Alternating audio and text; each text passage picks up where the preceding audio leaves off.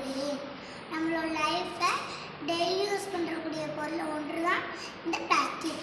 இந்த பிளாஸ்டிக் பார்த்திங்கன்னா காலையில் எழுந்துச்சி பல்லுவர்களை ப்ரெஸ்ஸை ஆரம்பித்து டீ குடிக்கிற கப்பில் இருந்து சாப்பிட்ற தட்டில் இருந்து நைட்டு தூங்குற பாய் வரைக்கும் நம்ம இதை யூஸ் பண்ணுறோம்.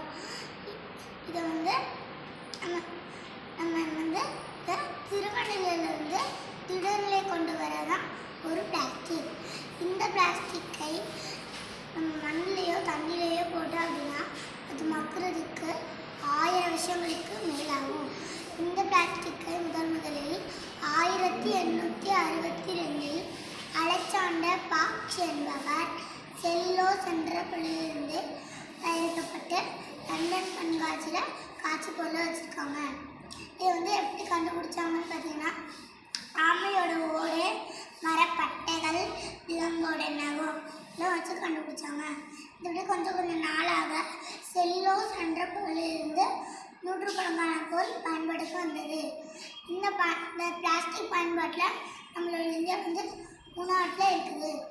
நம்ம வந்து இந்த பிளாஸ்டிக்கை கண்ட இடத்துல போடக்கூடாது, அதுக்குரிய இடத்துல மட்டும்தான் நம்ம போடணும். இதை வந்து நம்ம மளிகை கடைக்கோ டிபார்ட்மெண்ட் ஸ்டோரோ போகிறவங்க இருந்தால் கையில் ஒரு துணி பேர் கொண்டு போகணும். ஆனால் அவங்க கொடுக்குற பொருட்கள் வந்து பிளாஸ்டிக் கவர் பண்ணி தான் இருக்கும்.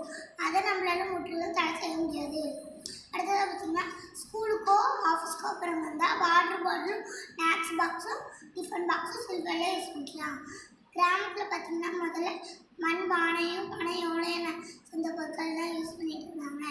இப்போ அவங்களே பிளாஸ்டிக் யூஸ் பண்ண ஆரம்பிச்சிட்டாங்க.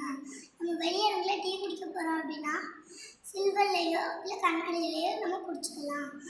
அடுத்ததாக பார்த்திங்கன்னா, ஹோட்டலுக்கு சாப்பிட போகிறவங்க வாழை மாதிரியே தட்டு தராங்க.